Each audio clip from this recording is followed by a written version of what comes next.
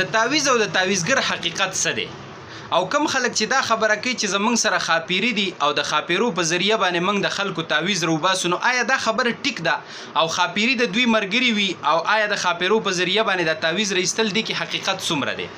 بل دا خبره وکړه چې دا معلومات څنګه کیږي چې په دې پلاني باندې تعویز شوی دی او په پلاني باندې نه دی شوی دا معلومات څنګه کیږي ټیک شو لکه نه بل دا خبره وکړه چې په چا باندې تعویز شوی یا بد نظر یا سحر یا جادوی د دې توړ څه دی دی وای چې زما په بچو بد اثر دی په کاروبار مې بد اثر دی په کور باندې مې چا څه کړي دي ټیک شوله د جادو د سحر او د کوړو د دې اثر دی نو د دې لپاره بهترینه نسخه کومه یوه ده هغه هم درته بیانوم چې د دې هر څه توړ وکړي او چې څه بد اثر وي نو هغه اثر ختم کړي د ځان سره د دې لپاره نسخه کومه ده قرآن او حدیث کې هغه هم درته بیانوم او بل درته دا بیانوم چې د تعویز شرعي حیثیت سره د دې خلکو حقیقت درته لکښیم چې دا نن دوی کومه دنده روانه کړې ده او بازار یې ګرم کړی نو دوی حقیقت درته بیانوم اول دا خبره وکړه که نه چې بد تعویز چې کوم دی نو دا بالکل کیدی شي او د دې اثر شته څوک په چا باندې کوړو کې منترو کې غلط تعویزو کې نو د غلط تعویز اثر دا شته دی غلط تعویزګر چې کوم غلط تعویزونه کوي نو د دې اثر دا اثرات شته دی او ګوره دا مسله یاد ساته په دې کې 99% نن سبا سری دا زنانه مبتلا دي 90% سړي د تعویزونو د دې قصو نه دي خبر خو ګوره یو کم 100% د ښځې دا په دې کې مبتلا دي اوس خاون غریب به ټاټکې چلی مزدوري به کوي بهر ملک به په ځان باندې خاورې بادی او پیسې به رالیږي او ښځه به د کوره د ډاکټر او د کپړو په بانه باندې زی د تعویزګرو خواته او الته به تعویزونه کوي په یو بل باندې او د تعویزګرو نه به تپوس کوي چې موږ له تعویز څخه دا روباسه ټیک شوله نو زنانه په دې کې سری دا مبتلا دي خو ګوره دې خلکو حقیقت وپېژنه کم خلک چې وایي چې زموږ سره خاپیری دي او موږ پې تعویزونه روباسو او د خلکو 15 روپو 100 روپو ته لاس نیولی دی نو ګورې په دې کې هیڅ حقیقت نشته دا خالص بکواس او دا دروغ دي په دې باندې بالکل یقین مه کوئ زیرته حقیقت بیانوم کم کس چې وایي چې زما سره خاپیری دی او زه پې تعویزونه روباسم ډېرې دا خاپیري امریکې ته ولیږي او دا ورلډ بینک دې پې ووایي او سمې پیسې دې پې راوړي ټیک شوله که نه خاپیری خو په نري سوري هم دننه کیدی شي ټیک شوه نو ډېرې پې د امریکې دا بینک ووایي او سمې ډېرې پیسې دې راوړي دلته به تې کروړپتي او اربپتي جوړ شي او دا د خلکو 115 روپو ته چې کم لاس نیولی نو کم از کم دا بې غیرتوب او دا بې شرمي به نه کوي نو په دې خاپیرو د ځان له پیسې ولې نه راوړي لکه سمندر کې غوپکه قیمتي کاڼي پې ولې نه روباسي داسې کاڼي پې روباسه چې د زرګر دوکان ته ویسي ټول دوکان پې اخیستل شي نو په سمندر کې غوپکه قیمتي کاڼي پې روباسه یاره زرګر په دوکان باندې وروله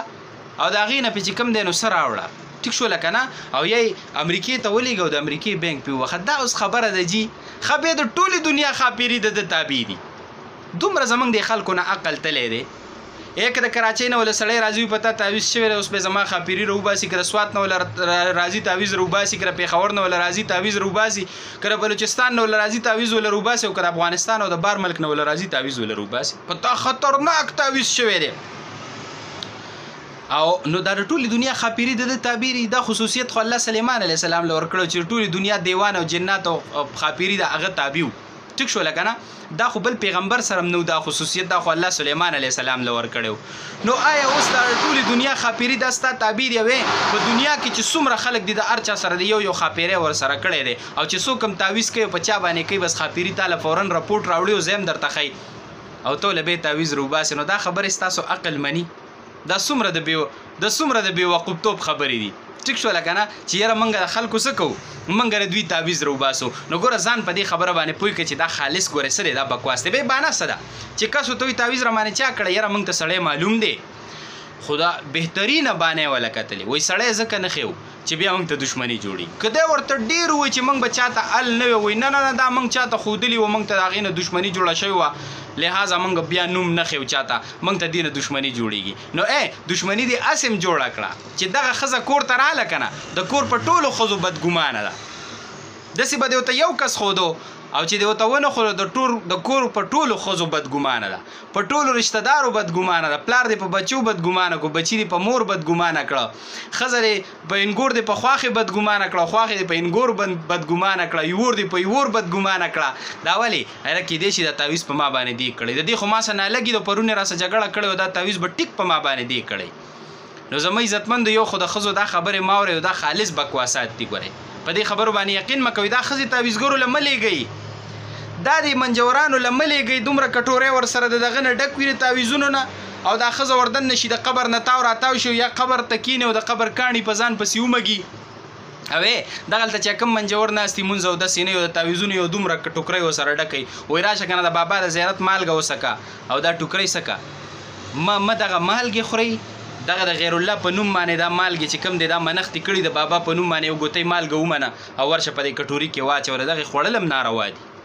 او ما دغه تعویذونه راخلی او ما دغه منجوران چې کوم دا ښځې ورځي لاس پیو زما په دې ځای دړ دی لاسونه پې وله ووښي او د بابا د زیارت مالګه وسکه او راشه تعویذ د ځان سره ویسه دغه منجور یو مونځ نه کوي د الله نوم نه علي یو مونځ نه کوي او دا زنانه ورځي تعویذونه هم تېرلي او دغه ځای مالګې هم سټي او په قبرونو نه هم تاویږي او په قبرونو کاڼي هم په ځان پسې مږي زما عزتمندو دا څیزونه ټول د شریعت خلاف دي ګورئ زنانم د کورون نه په خپل سر وزیل لږ په جان پړتال ورپسې کوئ لږ چانبین ورپسې کوئ چې آیا دا تعویذګرو لځي که دا ډاکټر لځي او که دا کپړو لځي او که دا ټول اوس ګرځي په تعویذګرو پسې نو ګوره دې خبرو نه څه کوي ځان وساتئ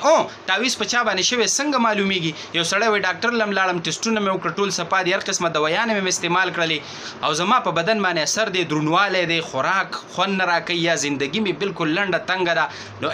دته یو تجربه کار هم ویلی شي دته یو عالم هم ویلی شي چې کیدای شي په تا د بد نظره سراتي یا د سحر سراتي یا د یو غلط تعویذ سراتي نو دا ورته ویلی شي دا تجربې نه خو دا نه چې خامخا شوی پلاني ځای کې پروت دی او زما خاپیري روباسي نو دا خبره څه ده دا سراسر غلطه ده شرعا تعویذ چې کوم دی چې جایز کلمات پکې د قرآن او د حدیث نه ثابت د قرآن آیاتونه مسنون دعاګانې د الله جل شانه نومونه دا پکې وي نو شرعا بالکل دا تعویذ درست دی د یو جایز کار دپاره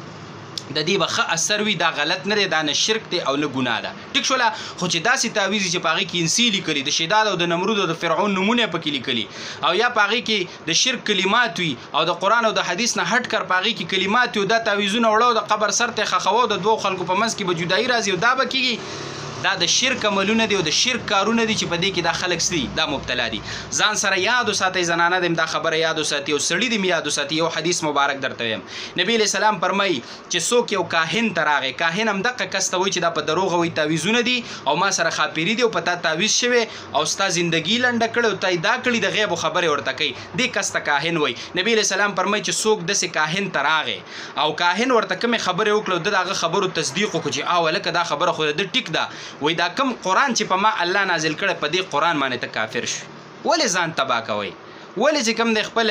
ایمانونه چې کوم دی هغه تباه کوئ نو دا ټوله دروغ دي